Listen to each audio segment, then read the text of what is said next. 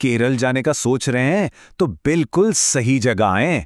हम बात करने वाले हैं केरला की, जिसे यूं ही नहीं गॉड्स ओन कंट्री कहते हैं। मतलब चारों तरफ हरियाली, शांत बैक वाटर्स और क्या कमाल के बीचेस हैं। वाकई में एक जादुई जगह है। तो चलिए शुरू करते हैं इस खूबसूरत जगह का एक शानदार सफर। तो इस सफर में हम क्या क्या देखने वाले हैं? सबसे पहले जानेंगे कि भाई केरल को ये खास नाम क्यों मिला। फिर चलेंगे इसके पहाड़ों और चाय के बागानों की तरफ। उसके बाद समुद्र तटों और बैक वाटर्स का अनोखा अनुभव समझेंगे। फिर घूमेंगे इसके ऐतिहासिक शहरों में और आखिर में यहाँ की ट्रिप प्लान करने के लिए कुछ जरूरी बातें भी करेंगे। चलिए, तो सबसे पहले इसी गुत्थी को सुलझाते हैं कि आखिर केरल को ये नाम मिला कैसे।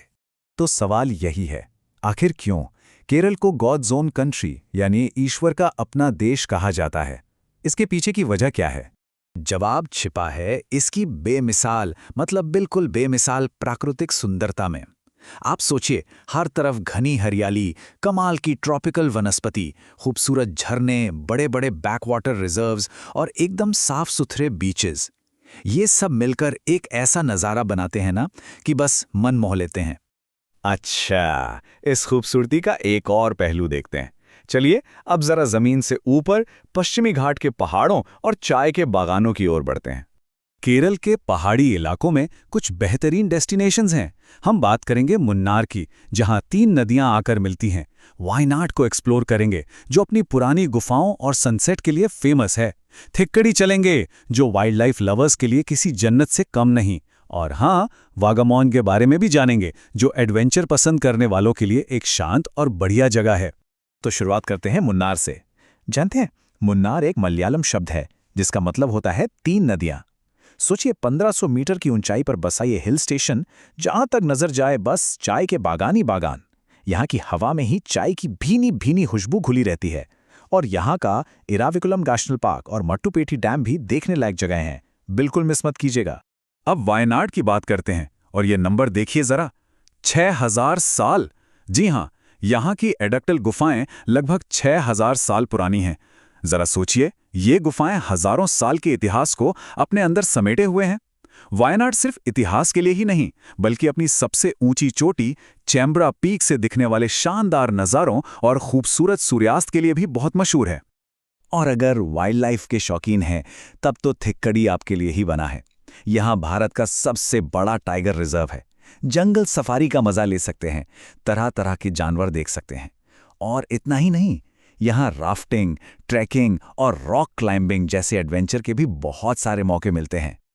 पहाड़ों की ठंडी और ताज़ी हवा के बाद अब रुख करते हैं केरल के उस हिस्से की ओर जो असल में इसकी पहचान है, इसके शानदार बीचेस और शांत बैकवाटर्स। केरल में पानी के 2 अलग-अलग अनुभव मिलते हैं।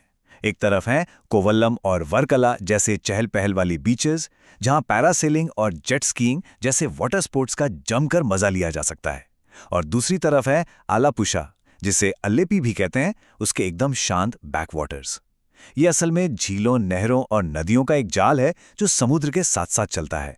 और यहाँ का सबसे बड़ा अट्रैक्शन है हाउस बोट का एक्सपीरियंस।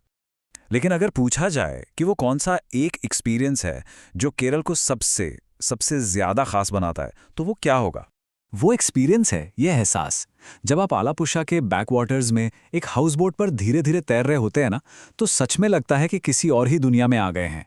दोनों तरफ नारियल के पेड़, शांत पानी, ये वाकई एक जादुई अनुभव है।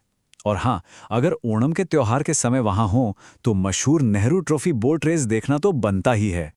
अच्छा, प्रकृति से थोड़ा ब्रेक लेकर अब केरल के शहरी जीवन और इसके दिलचस्प इतिहास की गलियों में चलते हैं।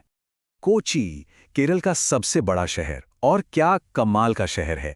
यहाँ प्रकृति, इतिहास और कला का एक अनूठा संगम देखने को मिलता है।